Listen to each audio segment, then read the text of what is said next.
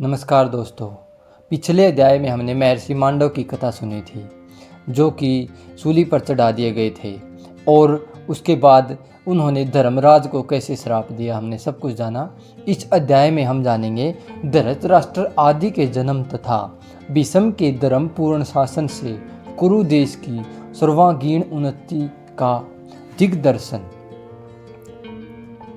तो शुरू करते हैं। वैशंपायन जी कहते हैं, जन्मेजय, धृतराष्ट्र, पांडु और महात्मा विदुर, इन तीनों कुमारों के जन्म से कुरुवंश, कुरुजांगल देश और कुरुक्षेत्र, इन तीनों की बड़ी उन्नति हुई। पृथ्वी पर खेती की उपज बहुत बढ़ गई। सभी अन्न सरस होने लगे। बादल ठीक समय पर वर्षा करते थे। वृक्षों से बहुत से फल और फूल लगने लगे। घोड़े, हाथी आदि वाहन हष्ट-पुष्ट रहते थे। मृग और पक्षी बड़े आनंद से दिन बिताते थे। फूलों और मालाओं में अनुपम सुगंध होती थी और फलों में अनोखा रस होता था।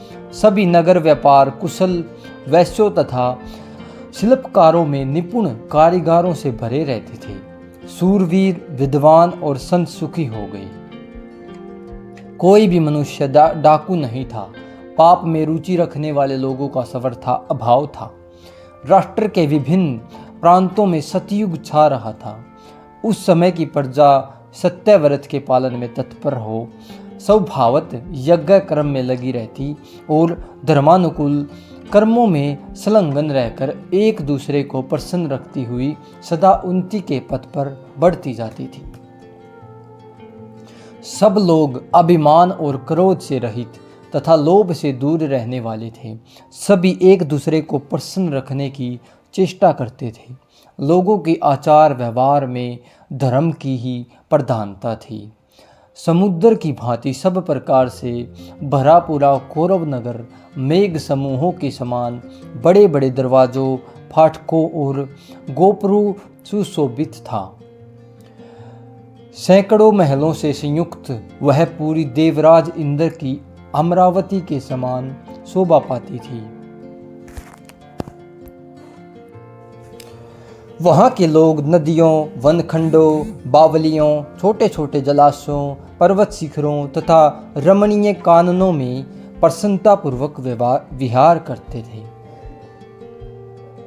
उस समय दक्षिण कुरु देश के निवासी उत्तर कुरु में रहने वाले लोगों, देवताओं, ऋषियों तथा चारणों के साथ होड़ सी लगाते हुए स्वच्छंद विचरण करते थे।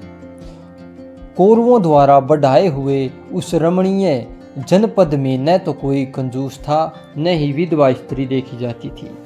उस राष्ट्र के कुओं, बगीचों, सभा भवनों, बावलियों तथा ब्राह्मणों के घरों में सब प्रकार की समृद्धियां भरी रहती थी और वहां नित्य नूतन उत्सव हुआ करते थे।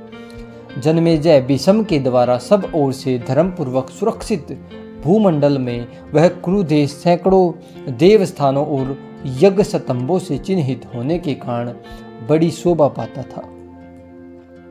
वह देश दूसरे राष्ट्रों का भी शोधन करके निरंतर उन्नति के पथ पर अग्रसर हो रहा था। राष्ट्र में सब ओर भीष्म के द्वारा चलाया हुआ धर्म का शासन चल रहा था। उन महात्मा कुमारों के यज्ञोपवीत आदि संस्कार किए जाने के बाद समय नगर और देश के सभी लोग निरंतर उत्सव मनाते थे। जन्मेजय, कुरुकुल के प्रधान पुरुषों तथा अन्य नगर निवासियों के घरों में सदा सब ओर यही बात सुनाई देती थी कि दान दो और अतिथियों को भोजन कराओ। धृतराष्ट्र, पांडु तथा परम बुद्धिमान विदुर, इन तीनों भाइयों का भीष्म जी ने जन्म से ही पुत्र की भांति पालन किया। उन्होंने ही उनके सब संस्कार कराए। फिर वे ब्रह्मचार्य व्रत के पालन और वेदों के स्वाध्याय में तत्पर हो गए। परिश्रम और व्यायाम में ही उन्होंने बड़ी कुशलता प्राप्त की। फिर धीरे धीरे वे युवावस्था को प्राप्त हुए।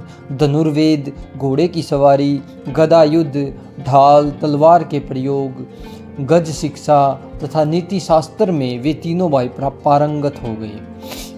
उन्हें इतिहास, पुराण तथा नाना प्रकार के शिष्टाचारों का भी ज्ञान कराया गया। वे वेद वेदांगों के तत्व तथा सर्वत्र एक निश्चित सिद्धांत के मानने वाले थे। पांडु धनुर्विद्या में उस समय के मनुष्यों में सबसे बढ़ चढ़कर पराक्रमी थे। इसी प्रकार राजा धृतराष्ट्र दूसरे लोगों की अपेक्षा शारीरिक बल में बहुत बढ़कर थे। राजन, तीनों लोकों में विदुर के समान दूसरा कोई भी मनुष्य धर्मपरायण तथा धर्म में ऊंची अवस्था प्राप्त आत्मदृष्टा नहीं था। नष्ट हुए शांतनु के वंश का पुनः उद्धार हुआ देखकर समस्त राष्ट्र के लोग परस्पर कहने लगे, वीर पुत्रों को जन्म देने वाली स्त्रियों में काशीराज की दोनों पुत्रियां सबसे श्रेष्ठ हैं। देशों में कुरुजांगल देश सबसे उत्तम है। संपूर्ण धर्मयज्ञों में विषमजी का स्थान सबसे ऊंचा है तथा नगरों में हस्तिनापुर सर्वोच्चम है।